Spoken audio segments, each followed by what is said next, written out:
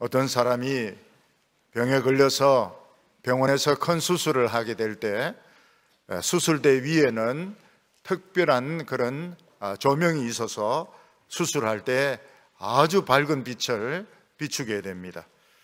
수술하는 의사는 그 밝은 빛 아래서, 그림자 없는 그런 빛 아래서 아주 뇌 속이나 배 속을 보면서 정교하게 수술을 하게 됩니다.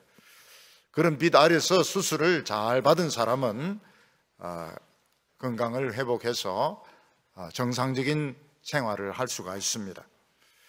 빛은 있지만 환자는 마취가 되어가지고 그 빛이 있는 줄 알지 못합니다. 수술이 다 끝나고 난 뒤에 회복실로 들어오게 되면 눈을 뜨게 되는데, 그때 가족들도 눈에 들어오게 되고 병실의 벽도 눈에 들어오게 되는 것입니다. 서양 사람들은 수술한 환자가 눈을 뜰 때 자기가 제일 먼저 거기 있어야 된다 이렇게 생각해서 가족들이나 친한 친구들이나 애인들이 그냥 그 수술하고 난 뒤에 깰 때까지 그 자리를 계속 이렇게 지키는 것을 볼 수 있습니다. 의식이 돌아오면서 제일 먼저 부르는 사람이 제일 중요한 사람인 것입니다. 여자들은 대개 엄마를 부르는 것 같아요.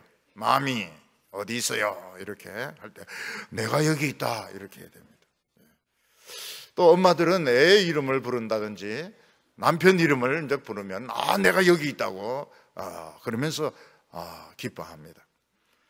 생전 모르는 남자나 여자 이름 부르면 이제 큰일 나는 겁니다. 이거는 눈 뜰 때 조심해야 됩니다. 저도 수술을 좀 받아봤는데 시간이 금방 지난 것 같은데 간호사가 환자 눈 뜨세요, 눈 뜨세요 이러더라고요. 눈 떠보니까 여러 시간이 지났어요. 3시간인가 4시간인가 이래 지냈더라고요. 아무도 없어요. 저 혼자 그냥 덜렁 누워가 있는 겁니다. 이 수술실에 있는 환한 그 빛 아래서 수술을 받은 사람은 태양빛에서 살아갈 수가 있습니다. 생명의 빛인 것입니다. 그보다 더 중요한 빛이 이 밤에 여객선이나 이런 어선이 가다가 암초를 만나거나 풍랑을 만나서 배가 뒤집어지게 되었을 때, 그때는 아무것도 보이지 않습니다. 밤바다는 아무것도 볼 수가 없습니다. 구명조끼를 입었건 안 입었건 수영을 잘하건 못하건 간에 막 이 파도가 몰아치는데 아무것도 보이지 않습니다. 그때 갑자기 내 얼굴에 서치라이트가 이렇게 비치면서 여기 사람이 있다 이렇게 하면 산 겁니다. 구조대에서 와서 얼굴에 빛을 비추고 헬기에 와서 얼굴에 빛을 비추면 이것은 내가 목숨을 건진 것입니다. 나는 그 빛을 보고 따라가서 배 위에 올라가서 이제 옷도 담요도 두르고 물도 마시고 그러면서 새로운 인생을 살 수가 있습니다. 유대인들은 초막절 기간 동안 예수님께서 이른 아침에 성전에 와서 하나님 말씀을 가르치니까 여러 사람들이 와서 예수님의 말씀을 배웠습니다. 그동안에 어느 날 현장에서 간음하다가 여자 하나가 붙들렸습니다. 바리새인 지도자들이 여자를 끌고 와서 예수님 앞에 다 팽개치면서 여자를 어떻게 처리를 해야 되느냐고, 율법에는 돌로 쳐 죽이라고 되어 있다고. 예수님은 들은 채도 안 하고 바닥에 막 글을 쓰니까 막 자꾸 재촉을 했습니다. 그때 예수님께서 너희들 중에서 죄 없는 자가 돌로 이 여자를 쳐 죽이라 이렇게 했을 때 거기에 왔던 사람들 중에서 음란 죄가 없는 사람이 아무도 없었던 것입니다. 그래서 사람들이 양심에 찔려가지고 노인으로부터 시작해서 젊은이들까지 돌을 다 던지고 양심의 가책을 받고 다 그곳을 떠났습니다.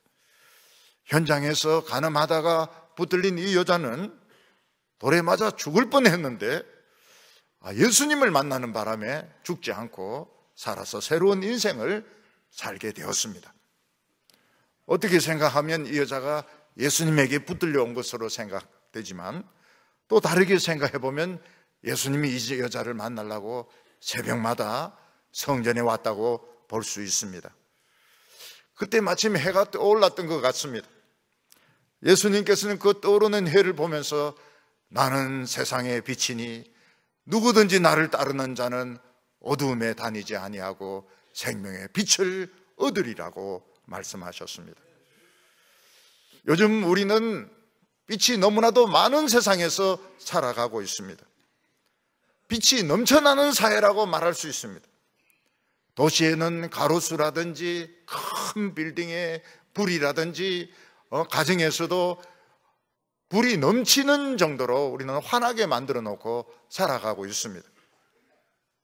그래서 어떤 사람들은 전등수도 좀 줄이고 빛도 좀 줄여야 사람들이 수면을 제대로 취할 수 있다. 우리는 빛이 너무 많은 사회에서 살아가고 있다. 이런 주장을 하는 사람들도 있습니다. 근데 예수님께서는 성냥도 없고 라이터도 없고 후레쉬도 없이 아무것도 없이 나는 세상의 빛이다. 누구든지 나를 따르는 자는 어둠에 다니지 않고 생명의 빛을 얻으리라. 이렇게 말씀을 했을 때 사람들은 이상하게 생각했습니다. 성냥불이라도 있고 라이터라도 있어야 되는데, 옛날 담배 피우는 사람들 중에서 미군 라이터를 굉장히 좋아하는 사람이 있었으면 그거 쫙 해가 올려가지고 막 담배 피우고 이런 사람들이 많이 있었습니다. 그런 라이터를 막 콜렉션하고 있는 사람이 있었습니다. 나는 빛이다. 뭐가 빛인데 라이터 이만큼 있다. 이러면 말이 되는데, 예수님은 후라시도 없이 아무것도 없이 내가 빛이다. 나를 따르는 자는 생명의 빛을 얻으리라. 이러니까 사람들이 그 말에 동의하기가 어려웠던 것입니다.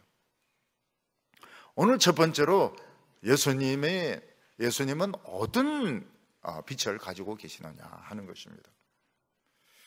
예수님이 나는 세상의 빛이다 할 때 어떤 빛을 두고 말씀하시는가?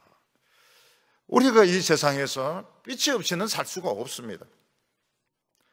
만약 빛이 없이 캄캄하다면 우리는 공부도 할 수 없고, 우리는 대화도 제대로 할 수 없고, 우리는 살아있긴 있지만 할 수 있는 것이 아무것도 없습니다. 그래서 교도소에 있는 죄수들도 제일 무서워하는 것이, 사고친 이런 죄수들은 캄캄한 독방에 집어넣어 가지고 며칠이나 몇 주일이나 어떤 경우는 한 달까지 독방에 있게 한답니다. 그러면 지금 시간이 가고 있는지 안 가고 있는지, 낮인지 밤인지, 내가 살았는지 죽었는지 도무지 알 수 없기 때문에 사람은 존재감을 잃어버리게 되고 굉장히 그 고통을, 정신적인 고통을 받는다고 합니다. 이 빛이라고 하는 것은 그냥 생기는 것이 아니고 뭔가 타면서 빛을 내게 됩니다. 그래서 옛날에는 나무를 태우든지 기름을 태우든지 해서 빛을 내었습니다. 요즘은 전기가 텅스텐이라든지 어떤 물체를 통과하면서 전기가 소멸되면서 빛을 내게 되는 것입니다. 예수님께서는 현장에서 간음하다가 붙들려 온 여자를 용서해 주신 후에 나는 이 세상의 빛이다 이렇게 말씀하셨습니다. 이것은 예수님이 이 세상에서 불타 없어지고, 예수님은 이 세상에서 없어지고 이 세상을 환하게 하는 존재다, 그런 뜻으로 말씀하고 있는 것입니다.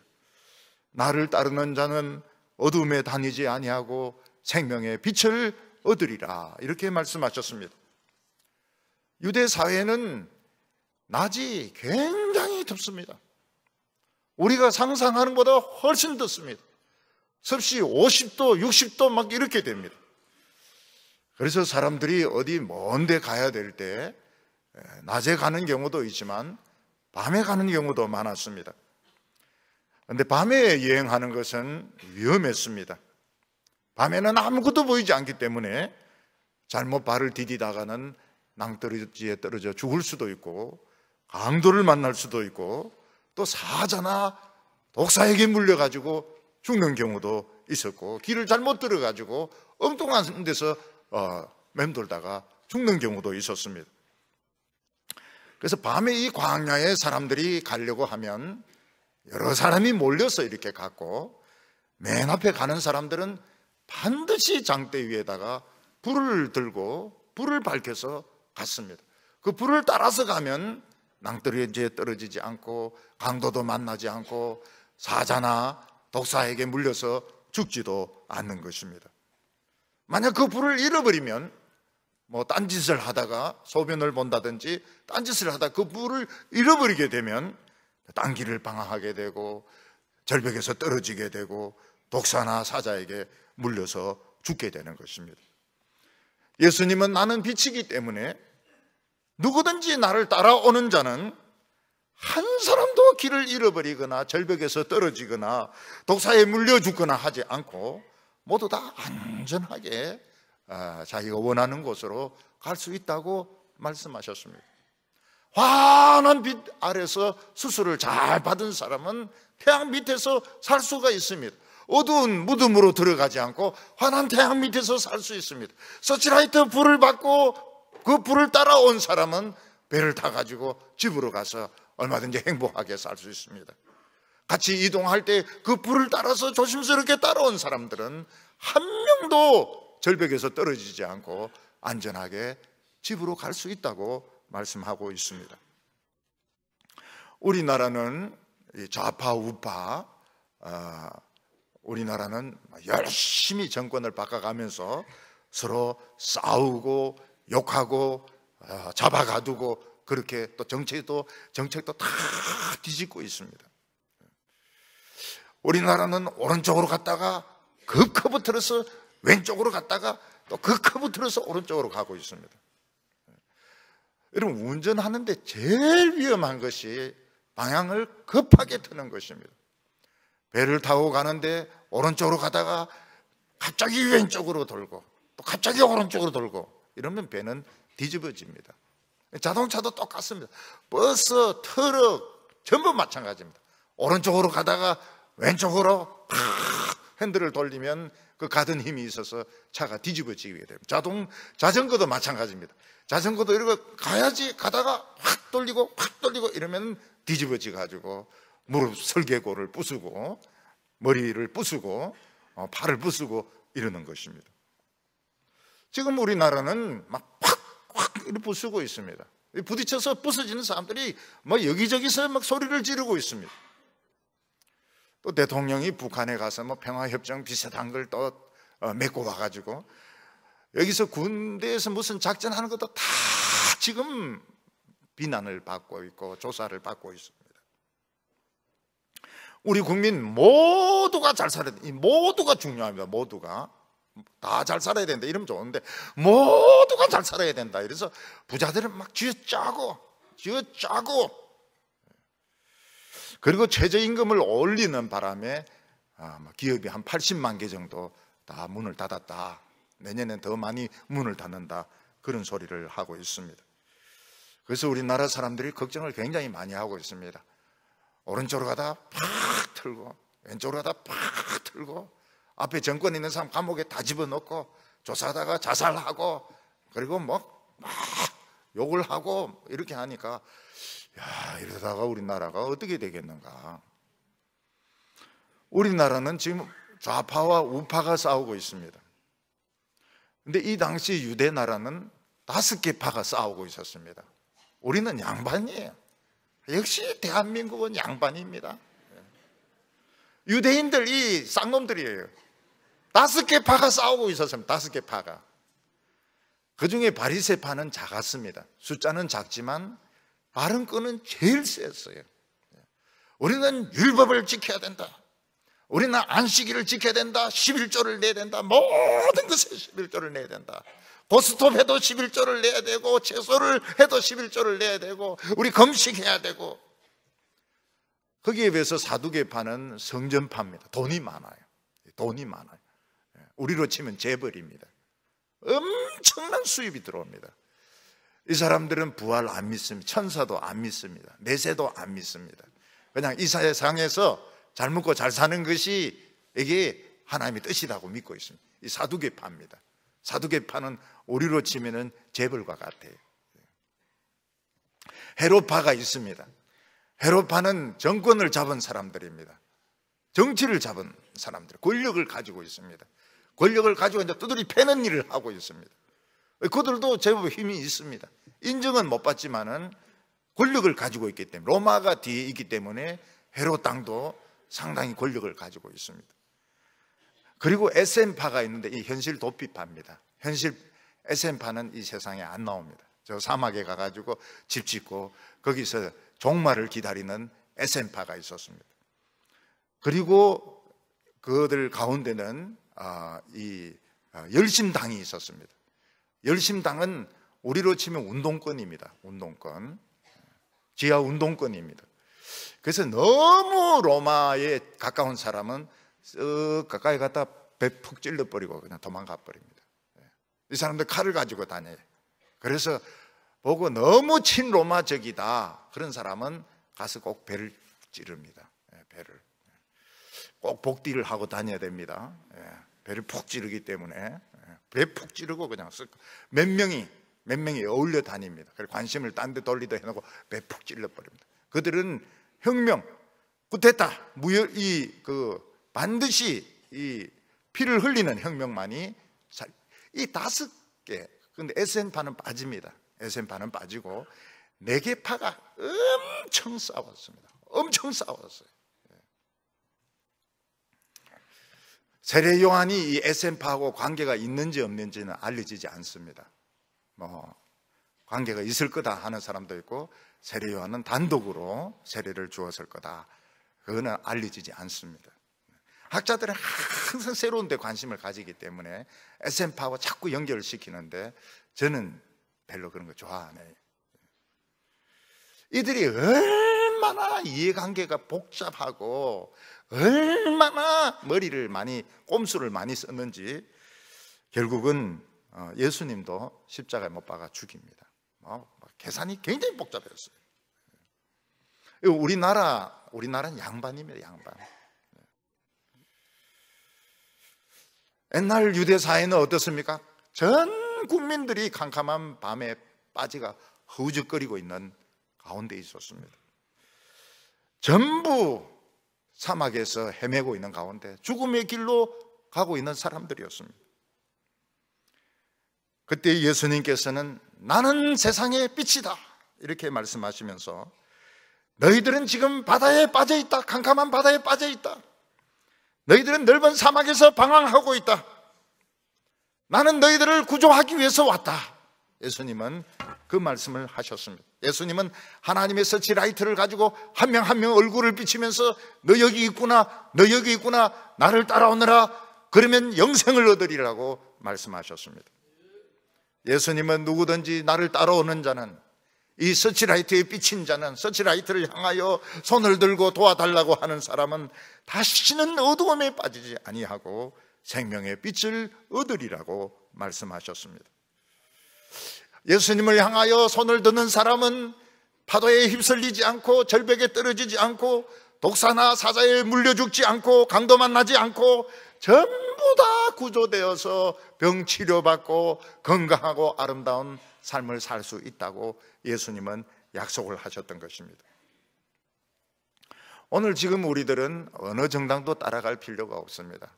좌파 우파 따라갈 필요가 없어요. 촛불도 켤 필요가 없고 태극기도 따라갈 필요가 없습니다.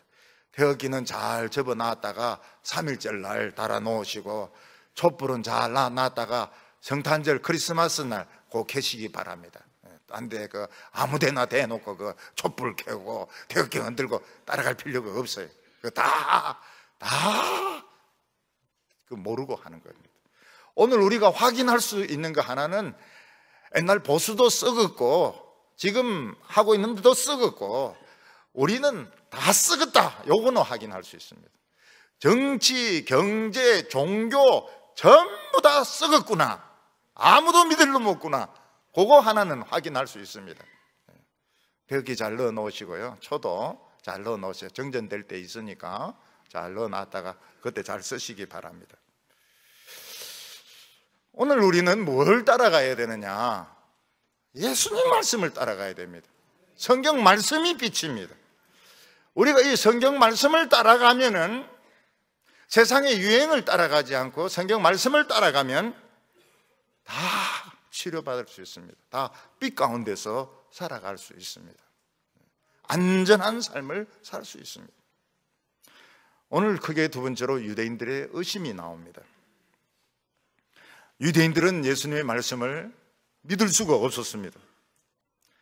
왜냐하면 예수님이 빛이 되려면 사람들이 다 밤바다에 빠져 있어야 되는데 그들은 지금 빠져 있는 게 아니거든요.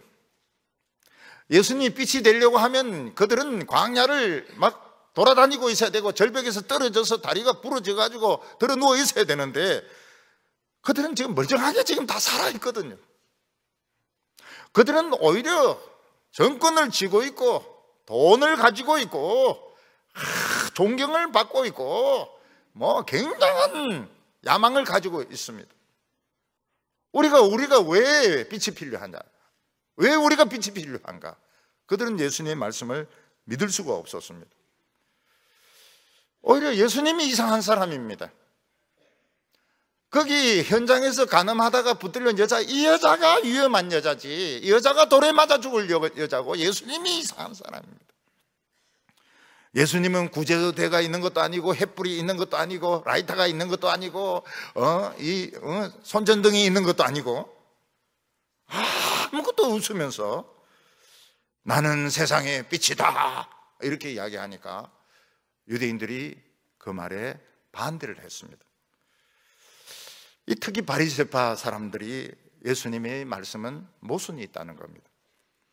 당신은 빛도 없는 사람이, 돈도 없는 사람이, 지지자도 없는 사람이 어떻게 빛이 될 수 있느냐고, 얼마나 웃기는 이야기냐고. 13절에 보면 바리새인들이 이르되 내가 너를 위하여 정언하니 내 정언은 참되지 아니하도다. 옛날이나 지금이나 학교에서 어떤 새로운 주장을 하려면 본인만 그런 주장을 해서는 안 되고 그 주장이 검증이 돼야 됩니다. 그래서 그 검증을 한 다른 사람이 거기에 동의를 할 때 그 이론은 사람들의 관심을 끌고 인정을 받는 것이지 아무리 실험을 해봐도 그런 결과가 안 나와요. 검증이 안 되는 것입니다. 이것은 자기 혼자 떠들어대는 것이지 이건 옳지가 않습니다. 그래서 바리새인은 예수님에게 당신 혼자만 빛이라고 이야기하고 당신이 빛인 것이 검증도 되지 않고 아무도 동의해 주지 않는데 당신이 하는 말은 틀린 말이라고. 예수님이 빛이라고 하는 것을 유일하게 지지해 준 사람이 세례 요한입니다. 근데 세례 요한도 감옥에 갇혔다가 못 베어서 죽었는데 당신이 무슨 빛이냐고. 그것에 대해서 예수님은 내 혼자 주장해도 옳다고 말했습니다. 14절에 예수께서 대답하여 이르시되 내가 나를 위하여 정언하여도 내 정언이 참되니 나는 내가 어디서 오며 어디로 가는지 알거니와 너희는 내가 어디서 오며 어디로 가는 것을 알지 못하느니라. 이 세상 이론은 반드시 검증이 돼야 됩니다. 다른 사람이 실험도 해보고 같은 결과가 나와야 이 이론은 근거가 있는 것입니다. 그러나 예수님은 자신은 이 세상 이론에 해당이 되지 않는다고 말씀하셨습니다. 왜냐하면 예수님은 지금 이론을 이야기하고 있는 게 아니거든요. 예를 들어서 어떤 사람이 집을 찾습니다. 집을 찾는데 두 사람이 가르쳐 줄 필요가 없습니다. 두 사람이 가르쳐 주면 더 좋지만 한 명이 통장님 집 어디냐? 저긴데요. 어떤 할아버지 집 어딘데요? 그거 제가 잘 아는데 제 따라오세요. 그러면 되는 것이지 길을 찾는 데는 그 가본 사람 한 사람이면 충분한 것이지 이건 어떤 학문적인 이론처럼 어떤 검증을 하고 두 사람 이상이 주장을 해야 되는 이런 것이 아니라고 말했습니다. 무슨 말인가 하면 예수님은 자신이 어디서 오는지 압니다. 나는 어디서 오는지 알아요. 자기 자신이 어디서 온지 압니다. 하나님이 자기를 보내어서 이 세상에 온 줄 알고 자기는 어디로 가는지 압니다. 저 하나님께로 갑니다. 그리고 인간들은 어디서 났는지 아십니다. 우리 인간들은 이 세상 어머니 뱃속에서 낳고 다 죽을 거라는 것을 알고 있습니다.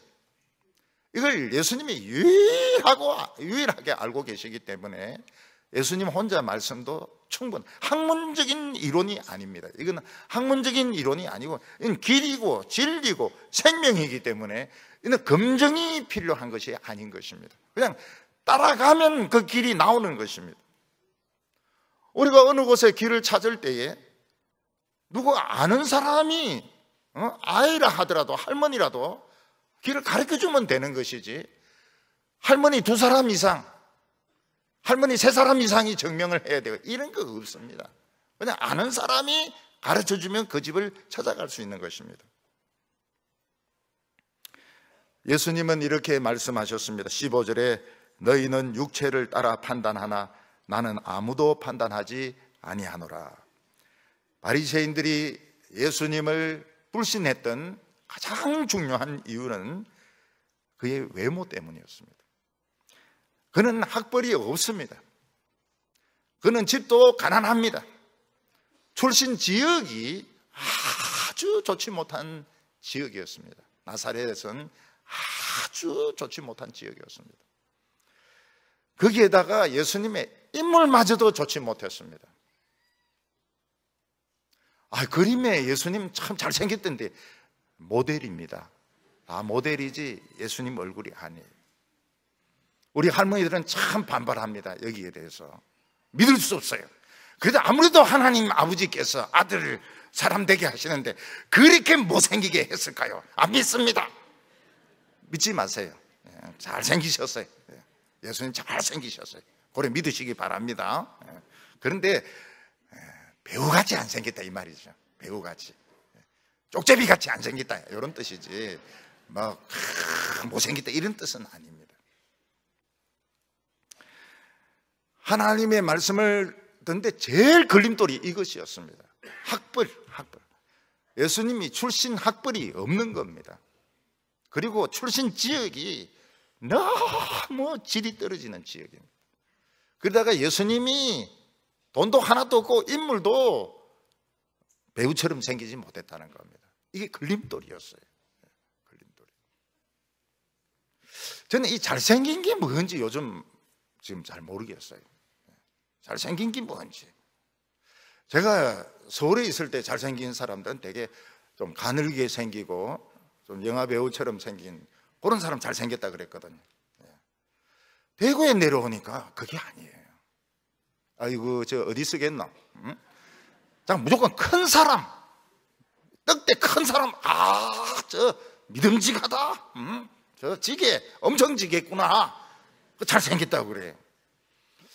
근데 요즘 와가지고는 뭐가 잘생긴지 모르겠어요. 그래서 내린 결론이 뭔가 하면 각자가 자기가 제일 잘생겼다 생각하면 된다. 이게 이제 요즘 내린 결론입니다. 다 잘생겼어요. 모르겠어요. 기준이 하도 깎아대가지고 요즘은 뭐가 잘생긴지 모르겠어요. 그 예수님을 보면 시험 든다고요. 예수님은 흠모할 것이 없도다 이렇게 이야기했습니다.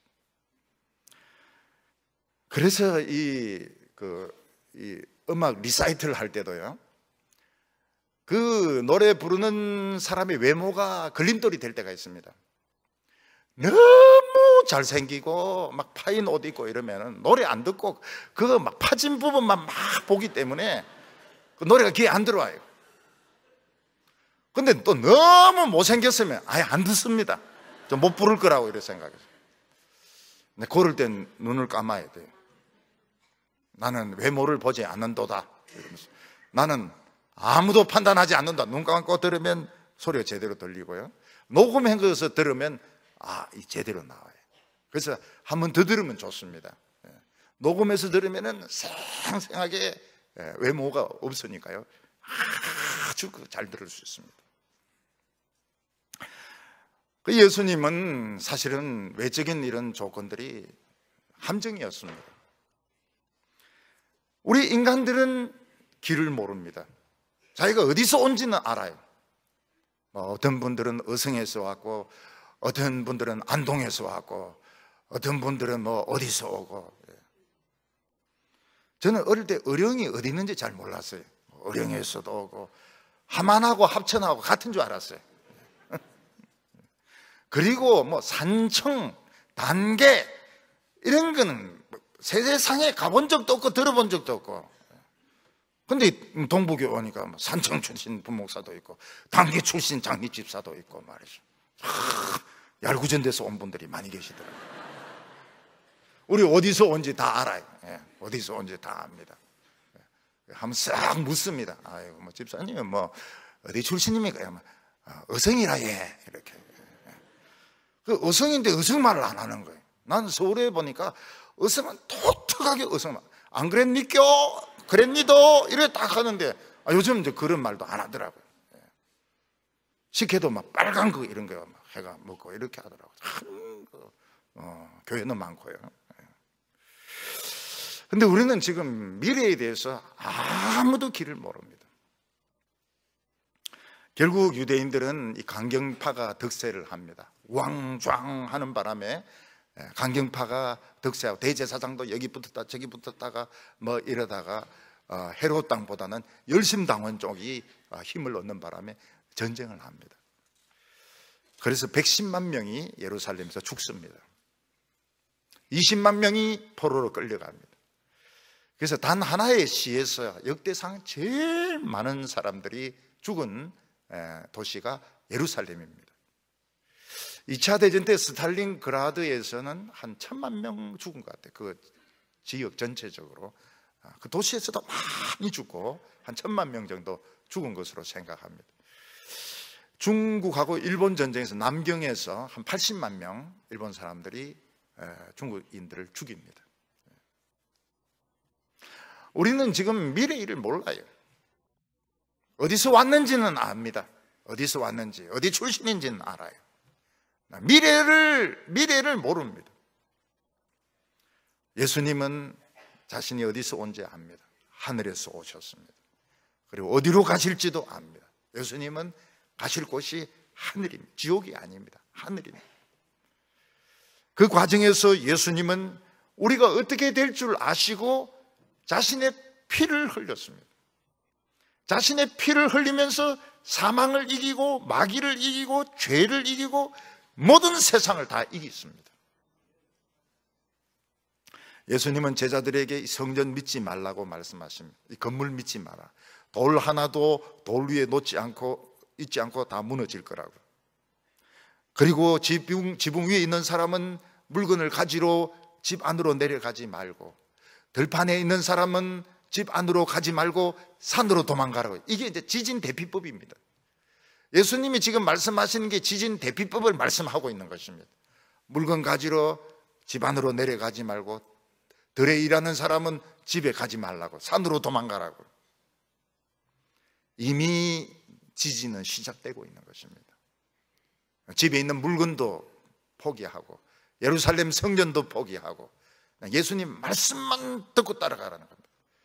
그래서 예루살렘이 포위되면 도망가라고 했습니다. 포위되는데 어떻게 도망갑니까? 황제가 죽는 바람에 포위를 풉니다.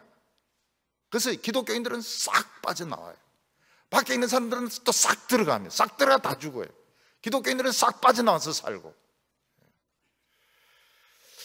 우리는 이 외모만 보고 강대국을 부러워할 필요가 없습니다. 미국 세다 할 필요가 없어요. 중국 강한 나라다. 북한 독한 나라다. 부러워할 필요가 없습니다. 우리는 아무것도 부러워할 필요가 없어요. 사람들은 이 세상에서 갈 길을 모르고 있습니다. 아무리 많은 것을 가지고 있어도 갈 길을 모르는 자는 길을 잃은 자이고 결국 죽을 자입니다. 예수님께서는 나는 혼자 이야기해도 길을 알고 있다고 말씀하셨습니다. 외모를 보지 말라고 말씀하셨습니다. 앞으로 외모를 보지 마시기 바랍니다. 모든 것을 외모로 보지 마세요. 어느 학교 나왔고 돈이 얼마 있고 이거 일체 보지 마세요. 길을 아느냐 모르느냐 뭘 따라가느냐 그걸 봐야 살 수가 있습니다. 오늘 세 번째로 예수님은 하나님을 가지고 있다고 말씀하셨습니다.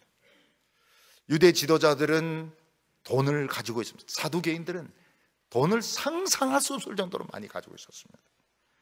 그리고 헤롯 왕은 권력을 가지고 있었습니다.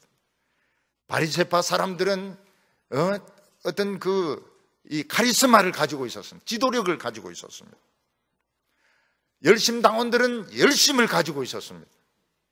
그래서 마음만 먹으면 누구든지 잡아 가둘 수 있었고 채찍질을 할 수 있었고 죽일 수가 있었습니다. 근데 예수님은 아무것도 없었습니다. 예수님은 돈도 없고 권력도 없고 학벌도 없고 지지자도 없었습니다. 유일한 지지자 세례 요한 죽었습니다. 그리고 많은 제자들이 예수님 너무 비현실적이다 이래서 다 떠났습니다. 조금만 남았습니다. 아주 소수의 사람, 5,000명, 2만 명 이래 있다가 이게 100명 정도로 줄어버렸습니다. 예수님은 이 세상에 줄 수 있는 것이 아무것도 없었습니다. 근데 예수님이 가지고 있는 것 딱 하나 있었습니다. 그것은 바로 하나님을 가지고 있었습니다. 16절에 만일 내가 판단하여도 내 판단이 참되니 이는 내가 혼자 있는 것이 아니요 나를 보내신 이가 나와 함께 계심이라. 예수님은 뭐라고 말씀하셨습니까? 제자들 너희들 가도 된다고 말했습니다. 왜냐하면 하나님이 나를 혼자 있게 내버려 두시지 않기 때문에, 하나님이 나와 함께 계시기 때문에 나는 혼자가 아니라고 말씀하셨습니다. 명절 때마다 나 홀로 집에 이래가지고 홈 얼론, 그 애가 그 도둑놈 지키려고 말이죠, 구슬도 뿌려놓고 페인트도 칠해놓고 얼마나 그 도둑놈 막 진짜 불쌍할 정도로 그 고통을, 그게 고문입니다. 고문.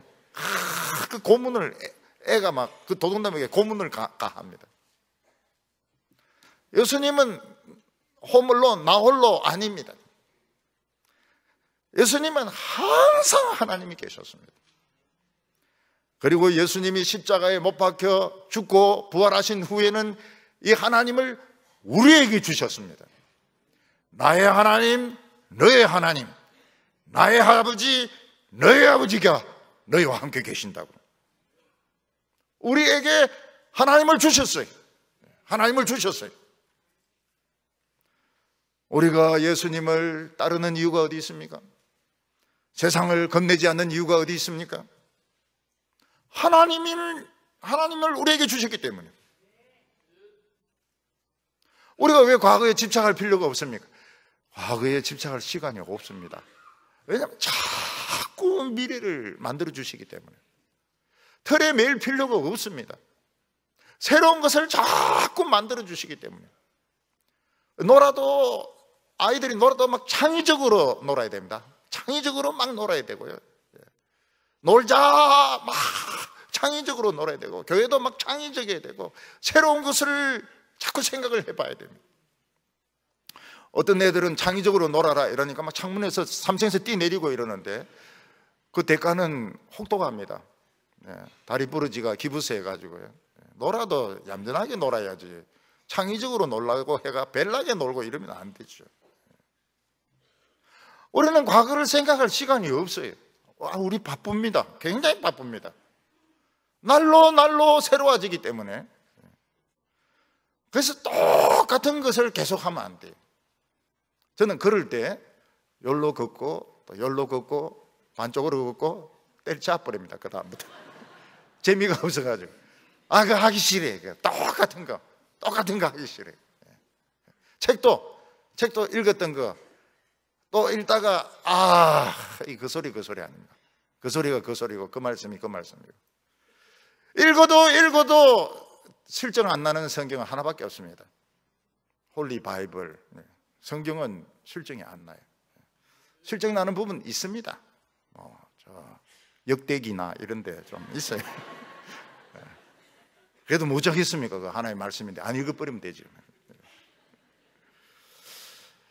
여러분, 정치인들 그거 아무것도 모르고 지금 하는 소리라고요. 정치인들 아무것도 모르면서 하는 소리고요. 하나님은 우리에게 약속을 하셨습니다. 한 사람도 생명을 잃지 않고 생명을 다 얻고 빛 가운데서 아름다운 삶을 살 것이라고 약속하셨습니다. 노인들 보고 뭐 노인 문제인데 나이 들면 자연적으로 나이 드는데 그게 왜 문제입니까? 그게 왜 문제예요? 나이 자연스럽게 저거는 안 늘라. 그거 자연스러운 걸 왜 문제라고 그래요? 노인들 많아지는 게 얼마나 큰 재산인데, 우리 밥도 많이 안 먹고 말이죠. 얼마나 그게 재산인데, 교회 재산인데. 이 세상 모든 사람들은 광야에서 지금 길을 잃고 지금 헤매고 있습니다. 백천 건물 짓고 대접을 지금 헤매고 있는 겁니다. 대권을 쥐고 있고 마음대로 세상을 쥐고 흔들고 뭐 임명했다가 잘랐다가 아무것도 아닙니다. 임명했다가 잘랐다가 장관직이 뭔데 그 한 자리 하려고 그 양심을 팔아먹고 말이죠. 그 전부 물에 빠져가지고 그렇게 하는 겁니다. 여러분, 물에 자기가 빠져 있으면 남을 건져줄 수 없습니다. 자기가 물에서 나와야 돼요. 이 사람들이 물에 빠지면 서로 잡기 때문에 다 죽습니다. 다 죽어요. 그래서 진짜 수영 잘하는 사람은 어떻게 합니까? 빡 때려가지고 기절시키고 머리카락 잡고 끌어냅니다. 구조하는 게 처참해요. 영화에서 보듯이 쫙 뛰어내리고 막 이렇게 건져내면 둘 다 죽습니다. 영화대로 절대로 하면 안 됩니다. 자기가 나와야 되고 줄을 던지든지 이렇게 해야 되지, 영화 본 대로 하는 거는, 이거는 UDT나 이런 이 구조대원들도 그렇게 안 해요. 다 기다립니다. 기절해서 거의 죽을 때까지 기다리다가 기절했을 때 끄집어냅니다. 잡기 때문에. 근데 예수님은 잡아주셨어요. 베드로가 예수님 흉내 내다가 호수에 빠져가지고 주여 구원하소서 딱 건져내는데, 그때 이제 이 베드로 알았습니다. 자기가 어부라서 상당히 힘이 센 줄 알았더만 어부보다 목수가 힘이 더 센 거예요. 예수님이 맨날 이 망치질을 했기 때문에 자꾸 딱 끌어올리는데 베드로가 그냥 쑥 올라오는 겁니다. 하나님의 오른손이 굉장히 셉니다. 이 한번 탁 내리치면 홍해가 탁 갈라집니다. 이 한번 탁 때리치면 여리고성이 무너져 버립니다. 예수를 믿는 우리는 이 썩은 피가 돌고 있는 게 아닙니다. 빛나는 피가 돌고 있습니다. 빛나는 피가 돌고 있어서 날이 갈수록 아름다워집니다. 날이 갈수록, 늙으면 늙을수록 아름다워집니다. 이 썩은 피가 도는 사람은 늙으면 늙을수록 고약해집니다.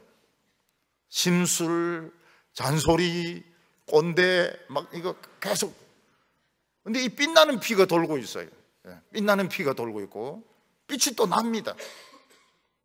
그 사람을 따라가면 또 구원받아요. 영광에서 영광으로. 오늘 우리는 지금 지성소 안에서 예배드리기 때문에 이 수건 안 씁니다. 영광에서 영광, 맨 얼굴에서 맨 얼굴로 하나님께 나아갑니다.